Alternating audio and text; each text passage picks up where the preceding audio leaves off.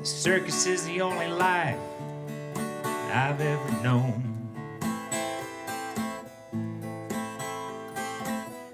And I believe that the show would always go on.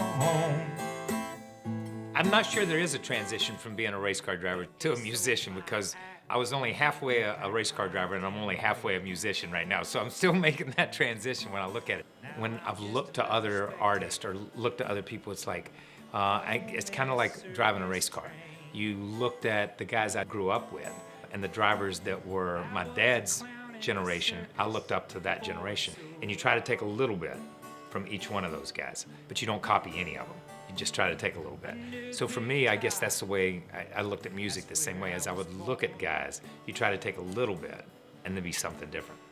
I chased my dreams in the center ring, but I was always in the shadow of the ringmaster, the king. Ah, but this circus ain't the same as it used to be. You jump in a car with my dad, and we go to the racetrack, and we had the classic 8-track, which was jamming, man. That was country. That was Johnny Cash, Waylon Jennings, Loretta Lynn, Patsy Cline. A guy that lived not far from us in Level Cross, North Carolina, lived over in Pleasant Garden. His name was Billy Crash Craddock. Crash Craddock, man, he was always around, always around. He was a star, man. That was a big deal. There was that connection between especially country fans and NASCAR fans, because you had that rural community. You had that farmer, you had that mill worker. And these guys that drove race cars, they were the same way. You know, my grandparents on my mother's side grew up working in mills in Randleman, North Carolina. I tell people we grew up in rural North Carolina where there were dairy farms and tobacco farms. We just happened to grow race cars. That was our farm. So I do believe there was a huge connection. You saw yourself in the songs that were sung.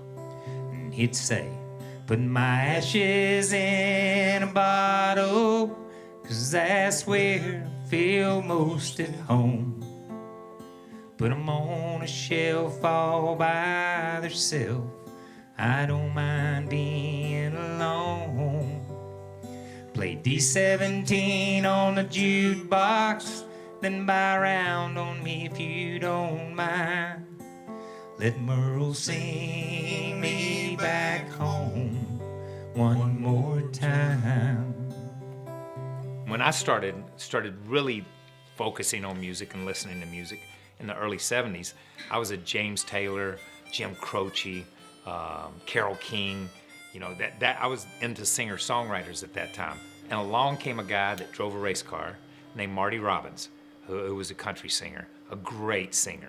I guess I always looked at it and thought if Marty Robbins could do it, I could try it too. So I'm still trying. Now here's the best part. I tell people this every time I play.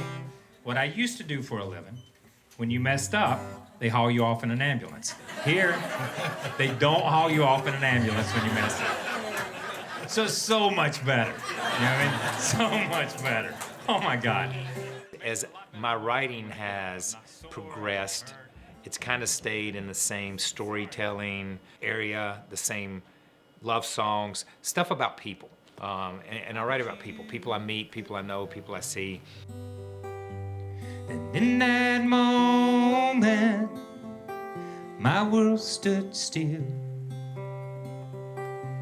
Yes, in that moment, and always will. Yes, in that moment, my heart knew that it was you. In that moment.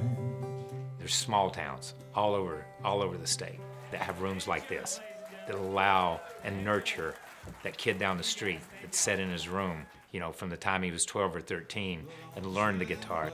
And we've got people here in North Carolina.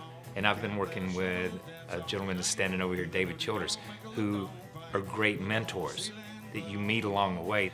So it's a very open community because they're caring, they're giving, they give back in so many different ways. Music, pottery, art, wherever you want to go. They want to teach. They want you to learn. They want you to be creative. They want you to be successful. So they help and they nurture it. So to me, that's what's always made the state great. But that's what makes the music in North Carolina great too. Got to play tonight at Magnolia Roots, and I'm sure each and every one of you are glad that we're finally through.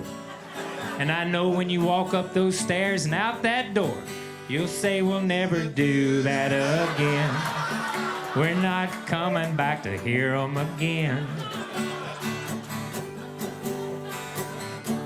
There you go. Thank you guys for coming out tonight. Thank y'all so much, man. Thank you so much. Thank you so much. All right, thank you all.